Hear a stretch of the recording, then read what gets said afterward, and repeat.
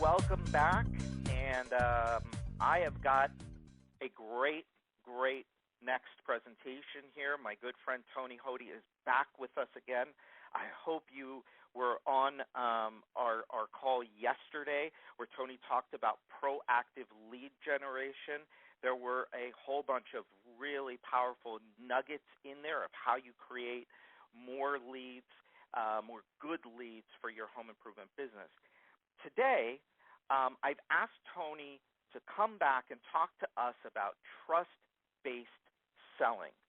And let me tell you again, just in case you weren't here yesterday, let me tell you again about who Tony is. If you've not heard of him before or not familiar with him, he's very well known in the industry. But he has over 2 decades, over 20 years of real-world experience in the replacement contractor industry. He's worked in just about every position in the typical home improvement model. He's been a canvasser, a telemarketer, an exhibitor, a sales rep, a manager, and an owner. He's consulted with many of the industry's top companies, including dozens of companies in Remodeling Magazine, Big 50, and all of the other lists. He's developed a proven system and methodology for lead generation that are virtually universal in nature, but he's also crafted a very strong approach to sales, which is what we're going to focus on today. And again, like I said yesterday, one of the things that I like most about Tony is that everything he talks about is from real-world experience. He said that he's not a conference room consultant, which I love. He is not the guy that's going to sit there and tell you what to do. He's the guy that's actually going to take you by the hand and show you what to do. And most importantly, he runs a home improvement company today in his home market of Cleveland. And so he is out in the field selling face-to-face, at the kitchen table, training his sales staff every day. And so the information that you're going to get is relevant, and we're going to talk about his kind of methodologies and his systems. And that's it. Let's get started. No more, let's jump into it. Tony, you're there with me? I'm here. Okay, awesome. Well, thank you for being back with us again. I appreciate it. And let's just kind of jump right into it. Like I said, the reason I asked you to do this was because I really loved the presentation that you did on trust-based selling at the Extreme Sales Summit just a few months ago, last year. And so I want to ask you some questions specifically about some of the things that I learned in that presentation that I think will be very valuable for people on the call. And then I want to dig deeper on a few of the subjects.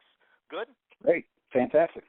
Awesome. So let's start out with, kind of in your opinion, what are the most important ingredients that need to exist in your sales process? Well, it's funny you should ask and use those words, ingredients, because that's often what I use as well. Components or elements just doesn't quite fit for me. But the key ingredients to a successful sales process for me is, number one, trust. Trust is the number one ingredient to a sale.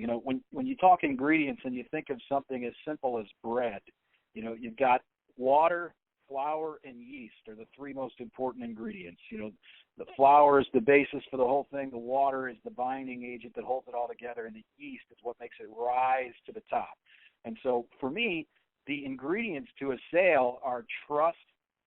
First, we've got to earn trust and then earn business in that order. Sometimes as salespeople, we seem to get that out of order. We got to earn trust first, then earn business. The second most important ingredient, in my opinion, is going to be discipline. You have to have the discipline to follow a process, even when you don't want to do it, even when your prospect doesn't necessarily want to follow your process. We've got to find a way to stay on course. And then, of course, hovering above all of that is your philosophy. You have to have the right philosophy. It's all about the why. Why are you there? Are we there to serve, or are we there to sell? Are we there to help these people get what they want, or help them, transform their home, help them get that project done that's desperately needed, help save them from our pathetic competition, whatever the case may be. But you have to have that servant philosophy and serve, not sell. So those would be the three key ingredients to a successful sales process, in my opinion. Well, and so we could go, hold on, we can go a whole bunch of different ways here. So let's I want to chip away at all three of these, because I think this is, this is just really fantastic stuff. I'm going to skip the first one for a minute, and I'm going to go to discipline. You say discipline, and you and I both know, being inside of large, very successful home improvement companies, just how important following the process is. Elaborate on that a little bit. Well, it's so critical. I don't know how many of our listeners are fans of the television show The Prophet, but, he focuses on his 3 Ps, and his 3 Ps being, people, products, and process. And it's that important. It's one of the most critical elements to running a successful business, and your sales process is obviously what drives revenue. So following that process, having discipline to follow that process, like I said, even when you don't want to do it, or even when perhaps your prospect is trying to buck the system, I think it's essential to follow that process. I was listening to a thought leader recently, and he really shed some light on this topic for me, and talked about how he went to a chiropractor and wanted some help with an injury that he had to his back. And he told the chiropractor he was extremely busy business schedule, wasn't going to be able to come in regularly for rehabilitation, et cetera. And the chiropractor was nice enough to accommodate him and understand. And as time went on, his situation with his back didn't improve. And so he found himself looking for another chiropractor. And that second chiropractor said, he tried to sell him that same story, how busy he was and wasn't going to be able to come in for the rehab and all that. And this second chiropractor said, well, let me give you a list of some good chiropractors in the area that might take you on as a patient under your circumstances and demands. But we personally would not take you on under those circumstances, because we partner with our patients to get well. And, if they're not going to follow the process, then we can't have them as a patient here. And so, wow, this individual was taken aback by that and reconsidered, and ended up, in that chiropractor's care, and was able to get well, go through the rehab, do the things that he needed to do, and everybody won. The chiropractor got a new patient, and he got his injury healed. And by sticking to their guns and following that process with discipline, everybody came out a winner at the end. Yeah, so and that's a tough thing to do, and you and I have talked about that in the past. That's a tough thing to do, because you want to make that sale, you want to please the customer, but ultimately, if you go off track and off your process, you could do a lot more harm than good. Let me ask you this: when it comes to process. First off, let me ask you, how do you present at the kitchen table? Are you using a binder? Are you using a tablet? Are you a laptop? Or what are you using? I typically use an iPad presentation at the kitchen table, and the reason for that is obviously it's easy to access information online. You can Google information to show credibility and credentials. You can show photographs, countless photographs, swipe through before and after pictures and other relevant photos. And then also, you follow the process, because it is just one slide after another, one bullet point after another. It helps guide you along through the process so that you are, in fact, following the system. Yeah, and you and I both know companies that have installed this, the iPad as a selling tool, and built their presentations on it and trained on this, this is our process, step by step by step, and how their close rates have improved as a result of that. The question I want to ask you, though, is as you grow your company, how do you keep the message consistent? How do you make sure that the sales message and the philosophy is being presented the way that you, the owner, want it presented? Well, that's a great question, and it really boils down to what we call brick and mortar training. And the bricks being, the classroom style training where we are educating our sales reps on the process. And then the mortar being, the actual role play and delivery and, practice, drill, rehearse over and over again, riding along with the reps in the home to make certain that they're following the process, and even when a little hurdle gets thrown in their path, they're able to dance around it and still navigate through the process. Some cases we have to go out of sequence, but as long as all of our topics are covered and bullet points are addressed, we're able to get to the same end result. Yeah, awesome. All right, so discipline, critical component.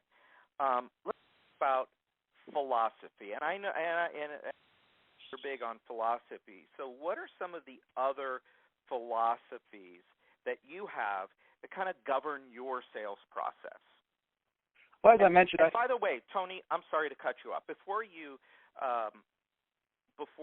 answer that, I just want to make clear to everybody that's on the call that everybody kind of has their own sales process, and what we're attempting to do here is give you some best practices and give you some ideas. We're in no way saying that any one process is the absolute only way to do anything.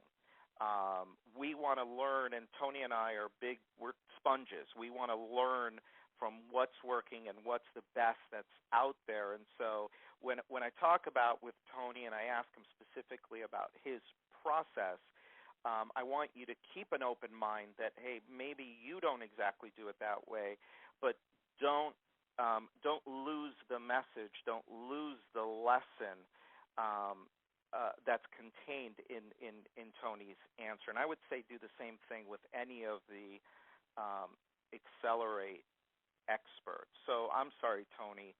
So with that said, let me go back again and ask you, what are some of those other philosophies that govern your sales process? Well, it starts with the serve, not sell approach, having that philosophy. And next would be find ways to pull versus push. There are ways to accomplish moving the needle by pulling versus pushing. And, it's funny, there's a Consumer Reports study, you can Google it, top consumer complaints about salespeople. And, the number one complaint that consumers have about salespeople is that they're rude or pushy. Now, what's funny about that is the second on the list of complaints is dishonest salespeople. So folks dislike being pushed so much they'd rather be lied to, which I found rather peculiar. But so finding ways to pull people into your presentation, ask a lot of questions, and find out what makes them tick. And there's ways that we can pull versus push. That's a philosophy that's really core in our process for certain. And then attraction versus pursuit. We'll talk about that a little bit more going forward. There are ways to attract customers to your company, to your products through social proof and other methods. And I think that which you pursue in life generally eludes you. That which you attract converts almost effortlessly, as we talked about in lead generation. So the same is true.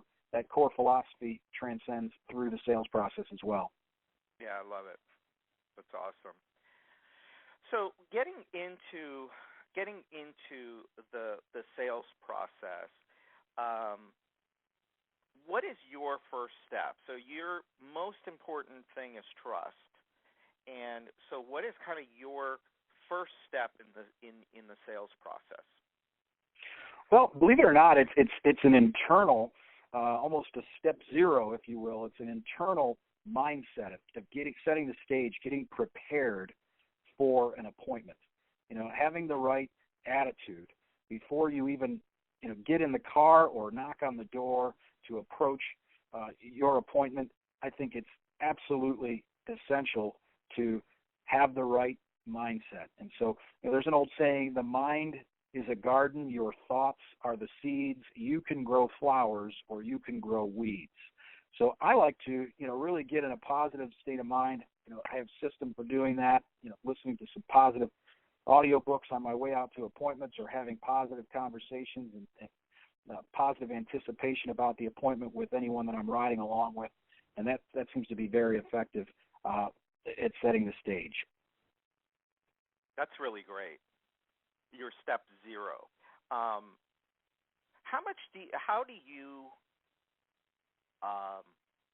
much of that do you find out there? Meaning, how many salespeople are preparing themselves mentally before getting out of the car and walking up to the front door? Do you have any idea? I mean, you talk with the companies. Do people even admit that, yes, I do that, or no, I don't? Well, I think that people tend to shield the reality, the harsh reality of it. But there are ways to measure, preparedness, whether it be mental or physical preparedness. We often conduct what we call trunk audits, where we're kind of reviewing the vehicles of our staff members and seeing if they have all of the samples that they need. Are they clean? Are there anything that's broken in the samples? Is there any paperwork that they're lacking? Is the vehicle in good, repair and presentable when they arrive in the driveway? We oftentimes, when working with clients, are disappointed in what we find. So you can only imagine, if they're not physically prepared, that mentally they're lacking that step zero in many instances. Yeah. I hate to admit it, I've been reading about this recently. It's come up a few times, this being prepared ahead of time. And I've got, I do a lot of presentation like you do on stages in front of small and large audiences. And I hate to admit it, but I don't do a good enough job of kind of preparing myself and getting myself. I just tend to kind of, I know what I'm going to, I know my presentation. I just kind of tend to go up. But this year I'm going to change that by adding this, this pre-presentation or pre-event ritual, your step zero, as you called it. So you mentioned what'd you call it, a trunk audit? That's what we call it. Yeah, we used to, I didn't call it that, but in our handyman business, before we would hire a handyman, that's what we would do. We would go check out their vehicle. We would check out all of the tools, and we would see how neat are they, what do they have, what don't they have, how do they keep their vehicle. So this comes to something really important, and that is the appearance of the salesperson themselves. First off, let me ask you, do you think it's important? Oh, absolutely. There's a phrase that cliches are cliches for a reason. And the cliche that rings in my ears is you never get a second chance to make a first impression. And so, appearance is absolutely critical. When we're trying to build trust, from step one, from the initial greeting, appearance is going to be, without a doubt, pivotal. So, we have certain things that we do to help us, communicate or convey trust through our wardrobe, through our attire, and that even starts with just little things like something as simple as an ID badge that would not only separate you from the herd, from a lot of the other folks that are coming in and out of their home for various reasons, but just having your name ever present in front of them. How many times in a sales process throughout your lifetime has someone said, "What's your name again?" You know, that should never happen when you're trying to build trust in the home. So have that ID badge big and bold and out in the open for all eyes to see, so that they can constantly refer to you by name and start to build trust through that familiarity. You know, be unforgettable, you know, with your wardrobe in a sense. And so that's really a key essential. And you can display all kinds of, you know, expertise through your affiliations and credentials and, you know, little icons and badges with the Better Business Bureau and other affiliations that you may have with your ID badge. So it can be a powerful tool. And another great tool with respect to wardrobe is going to be, you know, the shoe cover booties. You know, it is a pain in the butt, I'll be honest with you, to take them on and take them off each and every time you enter a prospect's home. But let me tell you, it's a labor of love. Each and every time you do it, you are representing that extra TLC that no one else is doing.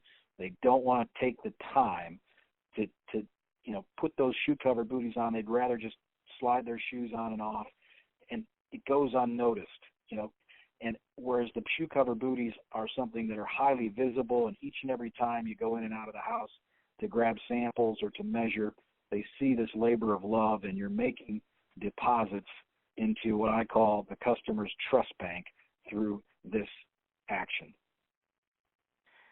Yeah, you know, when we had the handyman business, again, I don't know if I ever told you this or not, but this part was so critically important to us because, like you said, this is the first impression. And, you know, for the most part, all of us should be the highest priced option or thereabouts, you know, not necessarily, but we're selling a value, not just the product or a transaction. And so that's how we were in our company.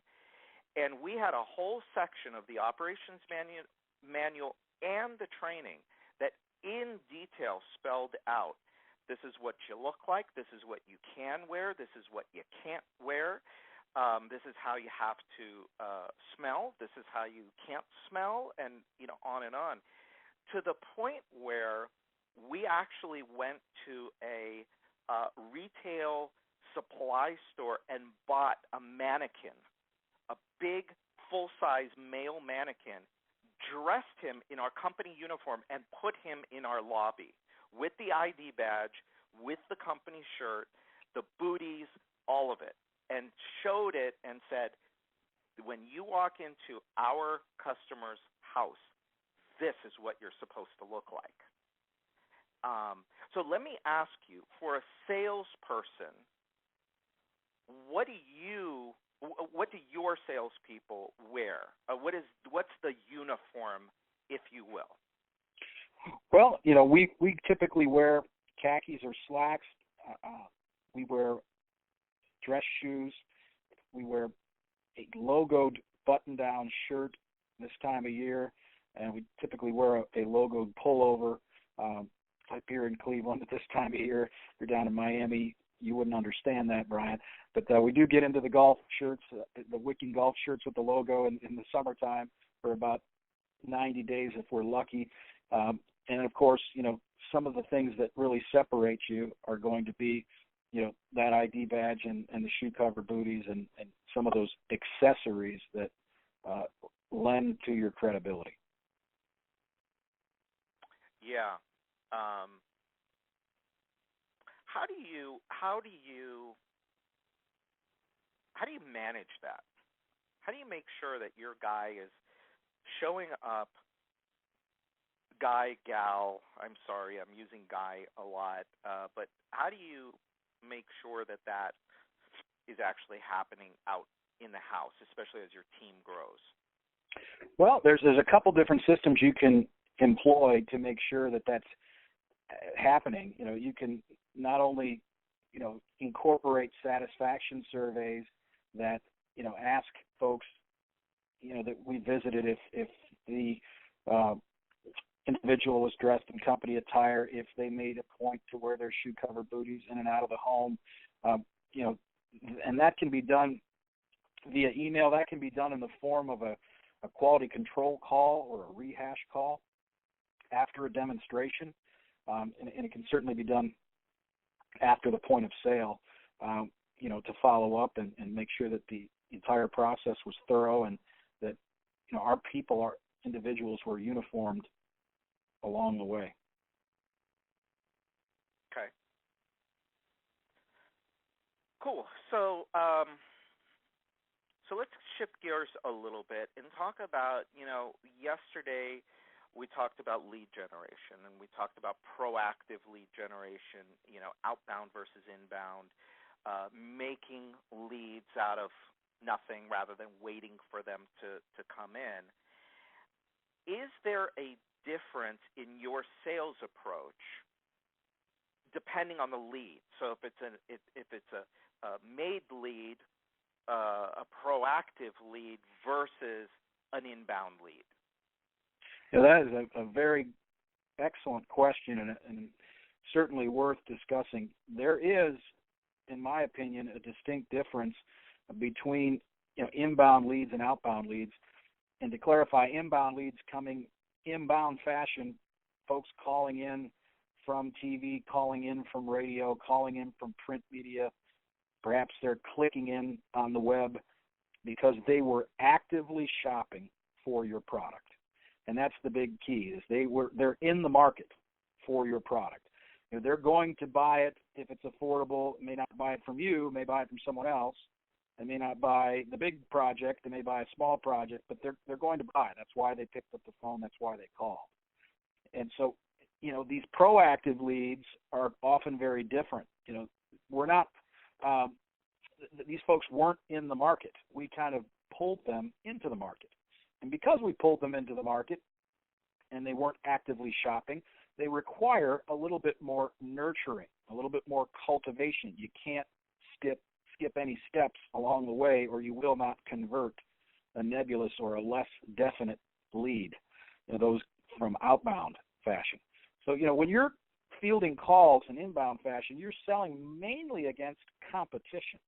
Now, on the other hand, when you're running leads in outbound fashion and going on canvas leads and leads from events and retail and things of that nature, you're really selling against apathy more than competition. You might be selling against both, but you certainly are selling against apathy and creating that urgency because they still have the choice to do nothing at all, especially because they weren't actively shopping. So that's whereby, I've gotten involved so much in the sales process and helping companies, make certain that their selling system is constructed in a way that is capable of converting both types of leads, and that's really essential.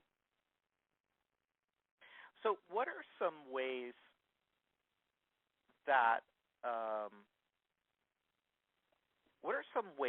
you do that? Well, it's really about, building trust. And a lot of people say, well, what is trust? What's the definition of trust? How do you build trust? Well, there's a great philosopher that says, trust is really, meeting expectations over time. And, in the home remodeling industry, on a 1 hour or 2 hour sales call, we don't have a whole lot of time to build trust. So it has to be done very methodical in nature, small, incremental deposits, as I like to call them, into the consumer's trust bank. I use this philosophy about the trust bank, and I believe that every consumer, every homeowner has a trust bank, and when we arrive at their home, that trust bank is just about empty. And while we spend time with them and show up on time, and we show up well dressed, and we show up well groomed, we start to make small incremental deposits into their trust bank. And then, as we, go through the process and build rapport and take an interest in them, we make some more deposits into the customer's trust bank. And as we conduct a needs analysis and ask those all-important questions and do an effective measure and inspection, we continue to make deposits into the customer's trust bank. And if we accumulate a large enough balance in the customer's trust bank, we earn the right to make a withdrawal. We earn the right to a sale. Yeah, that was one of my favorite parts of your presentation was this discussion about the trust bank because it's really kind of a different way of looking at it. It's actually a very nice way of looking at it. I remember um, in a I was in a business owners group about 10 years ago, and high level business owners, and the guy that was kind of the head of our group, if you will, had a very very successful company, and got into a little bit of trouble, and he, in one of the meetings, he basically said to all of us, he said, I'm paraphrasing what he said, but he basically said, I pride myself on making a lot of deposits into each of your lives, basically. He used the term deposits. I'm paraphrasing, but he said, I am now asking to make some withdrawals. And I thought it was this guy was a very smart, very classy, good guy, still is. And I loved the way that he put that, and I've used it ever since, to be careful that in my dealings with people that I'm making deposits. And so that's why it so resonated with me when you were talking about the trust bank, because it's a very similar type concept.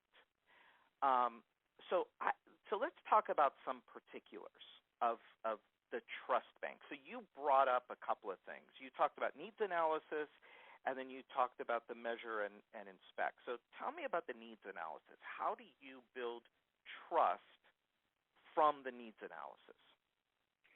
Well, it starts with, taking a sincere interest into the customer's hopes and dreams and goals and objectives, and asking those intimate questions about what they're hoping to accomplish with this home project, and asking those layered questions so that we understand their vision for the outcome. And, they will have a greater deal of trust in us if they believe we have a clear vision of what they are hoping to achieve. And, even flat out asking them, what could we do to make this project an incredible experience for you? What could we do to get a 10 out of 10 from you? So those kinds of questions will help build trust through the needs analysis. And we'll discuss how you can later use that as ammunition to help fuel the sale along even further.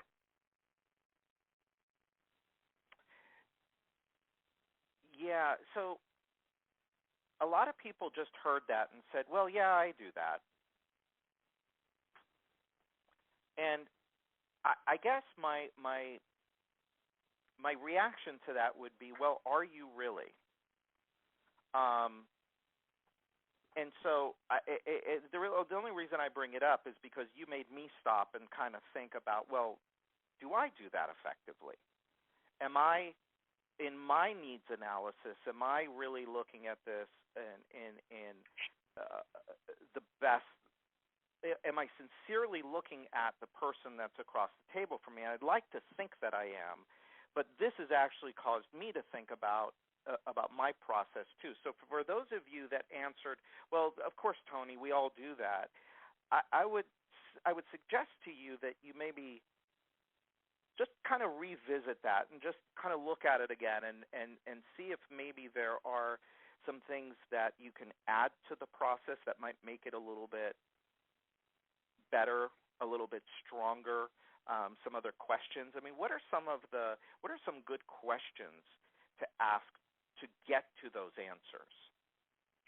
Well, it depends, of course, on what product you are selling. But when you're talking about products that are updates to the home, you can ask how important on a scale of 1 to 10 is energy efficiency to you? How important is warranty to you? How important is it that it would be completely headache-free and hassle-free?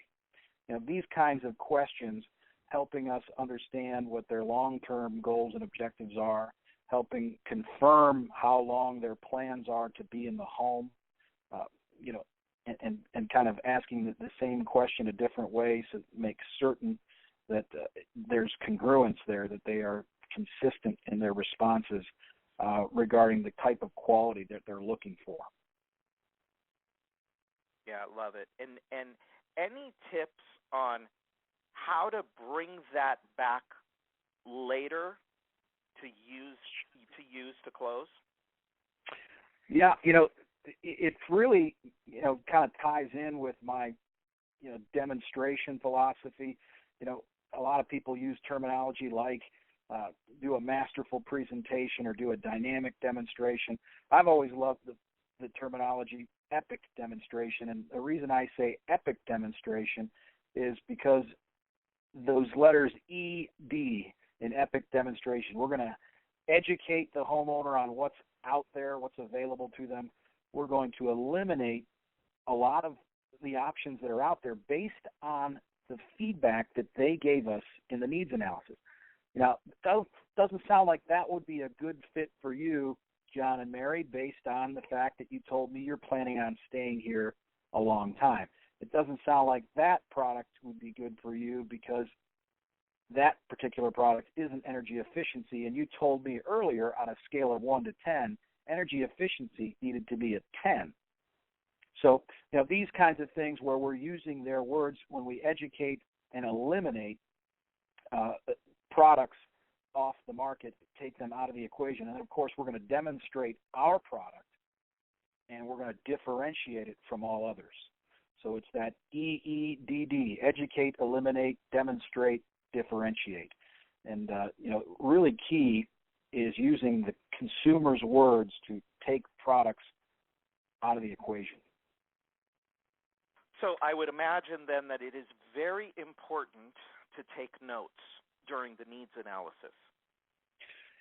I think it is important to take notes, but, mentally as much as written, and you have to, you don't want to make the consumer or the homeowner feel that they're being interrogated. So you want to be certain to preface why you're taking notes.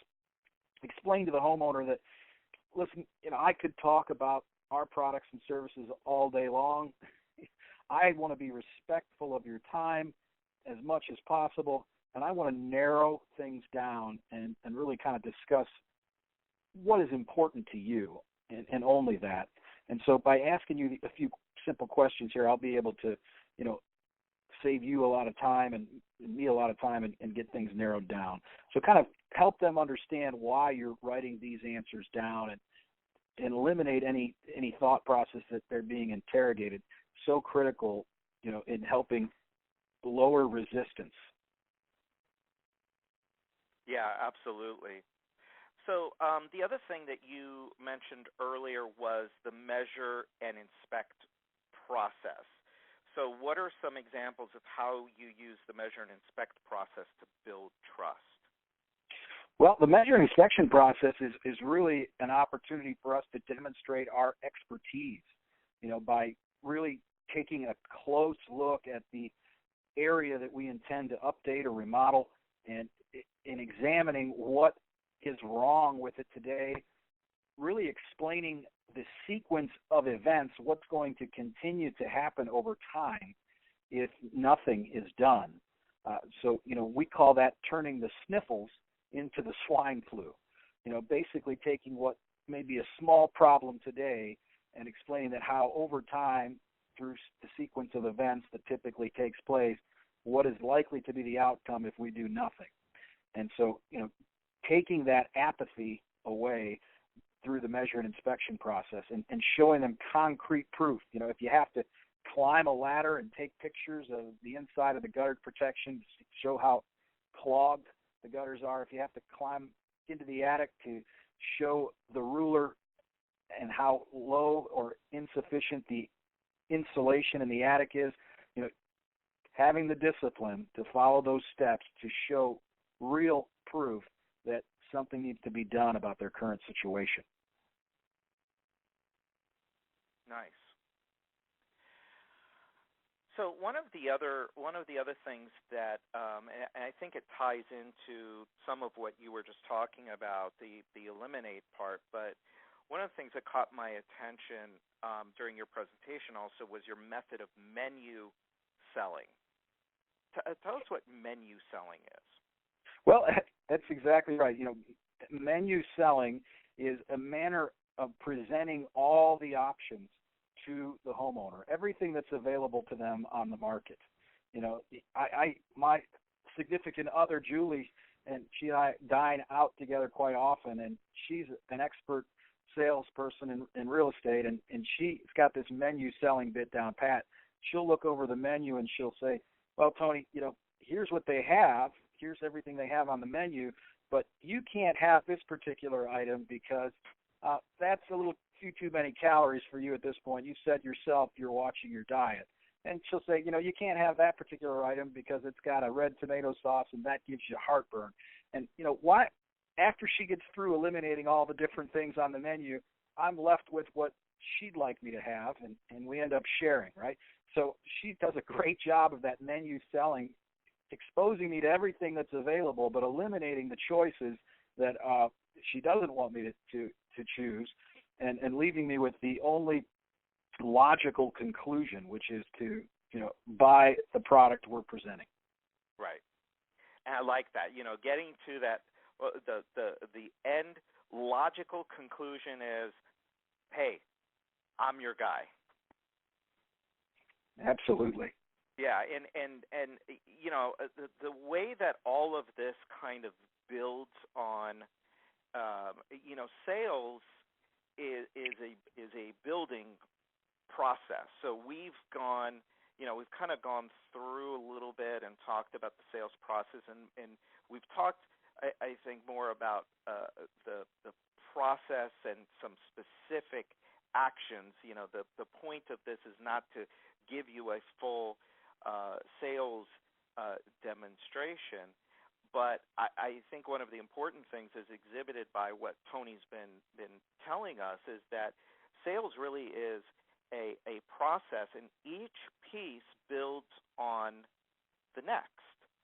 So when you show up at the front door and you're a mess, that goes in the negative column. So when you go down to close the sale, that's going to count against you. If you don't do the needs analysis thoroughly and get a real understanding of what people are looking for, it's going to be tougher to close at the end.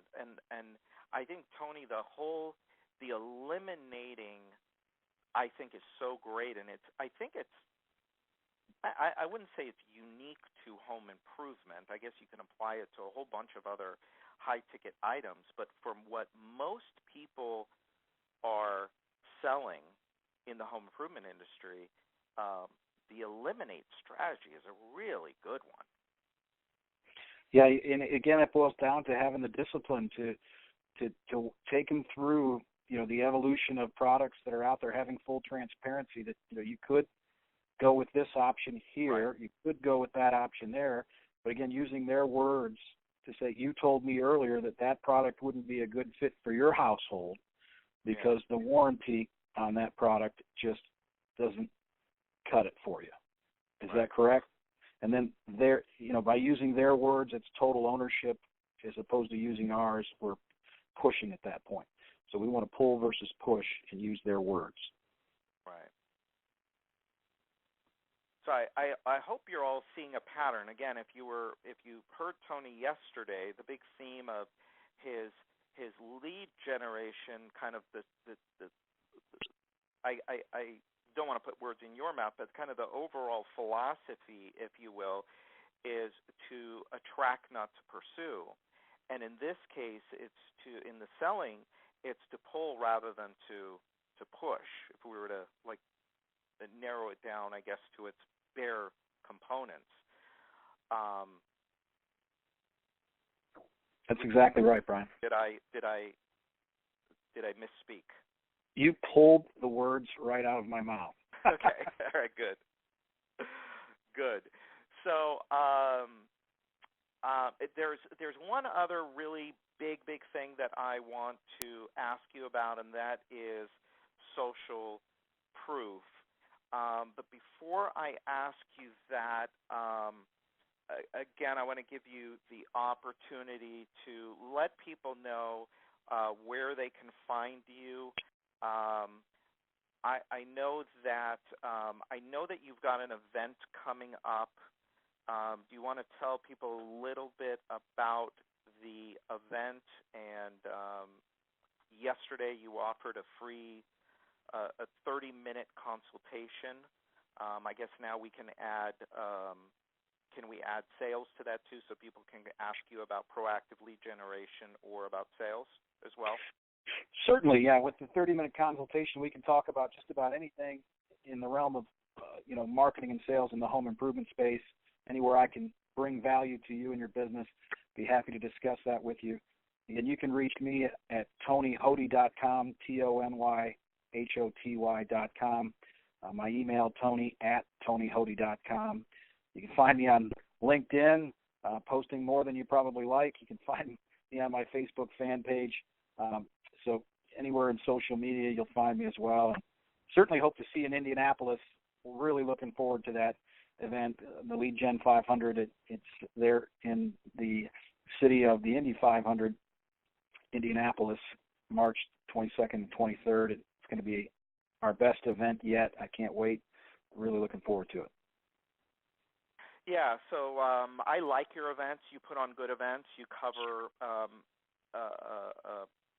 broad range of kind of topics, but really all about how do you sell more jobs? How do you create more leads and sell more jobs in this business? So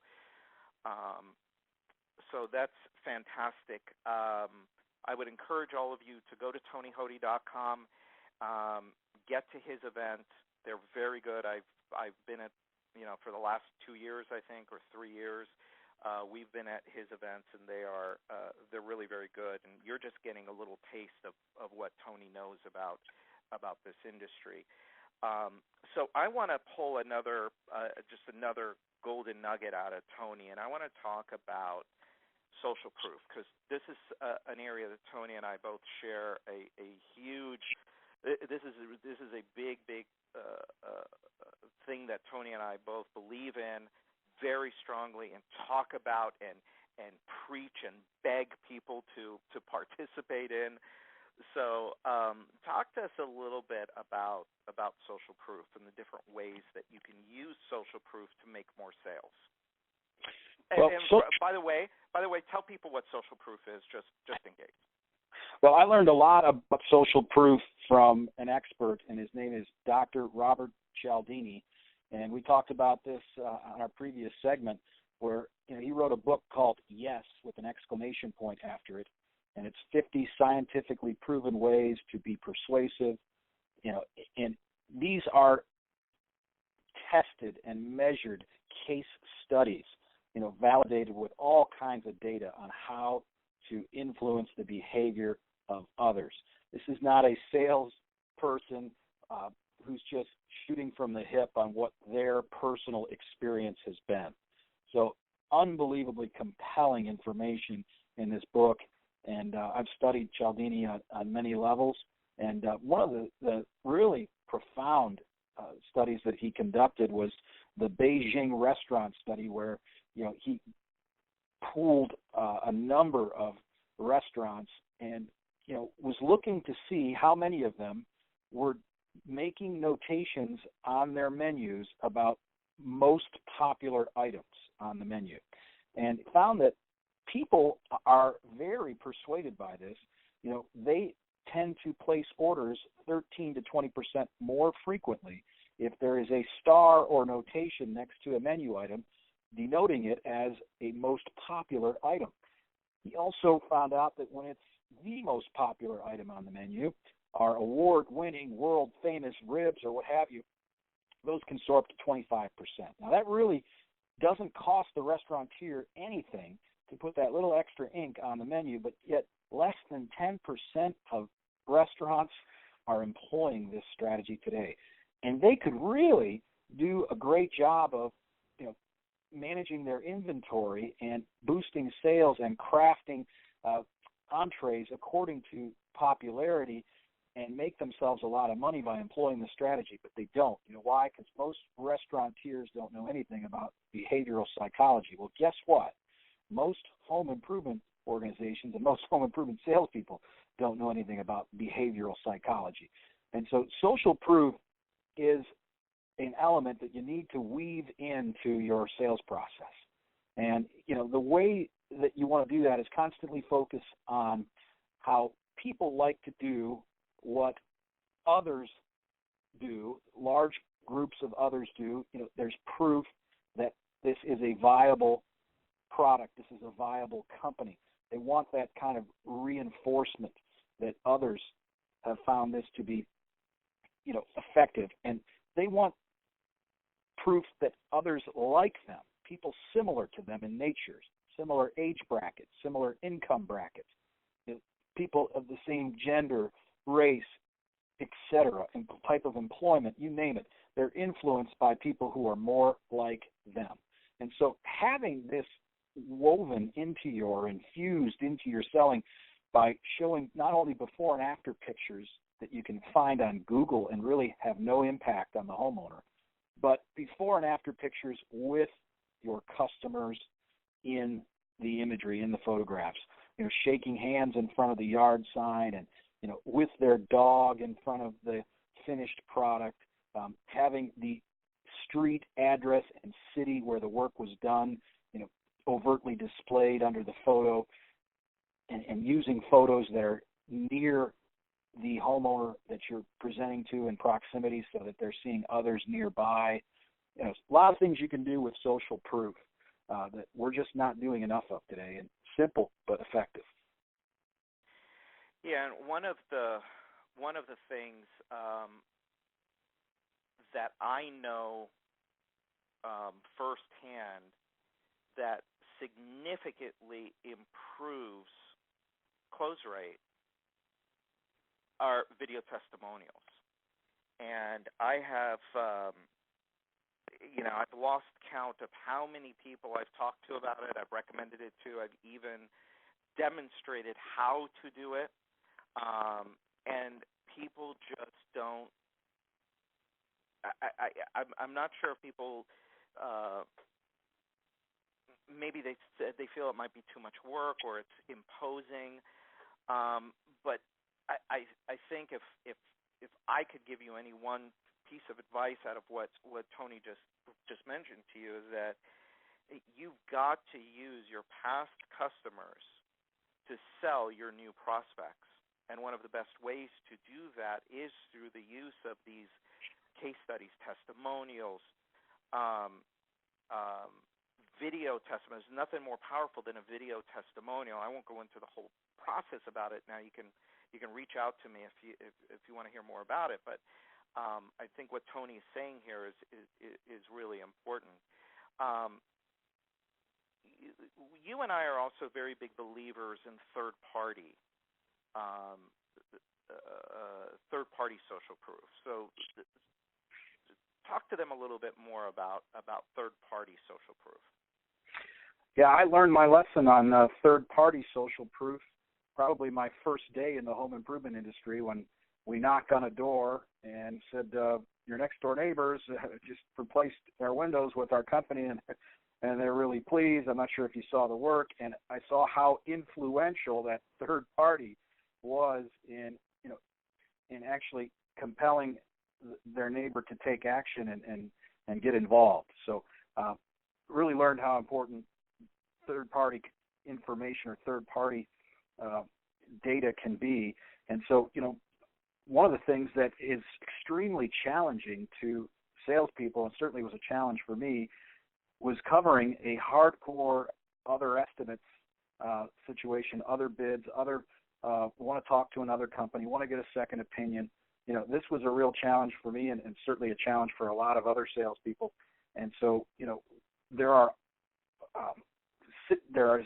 third-party data out there now that we've put together the consumer price guide that you can reference, where we've actually rented homes and done it by the book and collected estimates from, a variety of different popular brands, and we're able to show homeowners real data, apples to apples comparison on what these companies are charging, and that kind of third-party proof is incredibly compelling and helping reduce the other estimates objection and just obliterate it and to the point that the best way to handle an objection is before it ever comes up, and this type of information is awesome for that.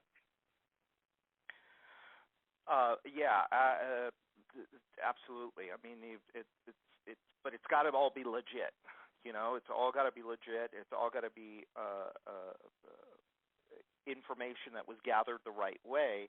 But it's also part of that eliminate process, where it's like, okay, hey, here are all of your options. This one isn't going to work for you because you said this, and this one's not going to work for you because you said that. And, oh, by the way, price-wise or budget-wise, you said your budget is in here. And if we go look at this price guide, you'll see very clearly that this option is not going to be in your budget. This is what's more in your budget. It's another tool to help you close that sale. So great, fantastic. Did you have a comment to make there? That's exactly what it is. It's just another tool in your bag, and when you're trying to make deposits in the customer's trust bank, having third-party credibility is huge. Pulling out quotes from competitors that you gathered yourself, that are photocopied and things of that nature just aren't very compelling. They're probably doing you more harm than good. People often wonder where you got them and how you got them, and they just don't have the sizzle of the third-party social proof. Yeah. So look, we're out of time here. I want to thank you again, Tony, for spending time with us and sharing this information about the sales process. Just to kind of recap, Tony's three big things were trust, discipline, and philosophy. Trust, being his number one, and I think that probably resonates very well with any of us out there that sell. And think about Tony's trust bank when you're out there. Ask yourself, am I making enough deposits into this prospect's trust bank before I ask them for the withdrawal, before I ask them for the sale? I think that just asking yourself that question as you're going through the process alone will help you sell more jobs. The other I think big takeaway from this was really the use of social proof. More and more today, people are listening to, and they've got more places than ever to listen to or hear about what other people have to say about you. And the more proof that you have that you do what you say you're going to do, that you're going to do it when you say you're going to do it, you're going to do it on time, and you're going to do it within budget, and you're not going to screw them over, that will help you sell more jobs. And one of the most compelling ways to do that is with the use of video testimonials. So I hope that you've gotten a lot of value out of this call. There were some big golden nuggets in it, and I really want to thank you, Tony, for taking the time and doing 2 of these presentations. I really appreciate it. So we'll be taking a break. Oh, I'm sorry, Tony, go ahead. My pleasure. Thank you. Yeah. So we will be taking a break now, and we will be back at 2 o'clock with Scott Siegel from Certified Contractors Network and from Maggio Roofing. Scott is another, just one of the smartest guys that you will meet in the home improvement industry. And we're going to talk about how to use financing to sell more jobs. And Scott has a ton of experience with this, so you don't want to miss it. Whether you're using financing today or not, there's going to be a ton of again, golden nuggets for you in that conversation. So we'll see you back here at 2 o'clock. Thank you very much, and thank you again, Tony. Bye now.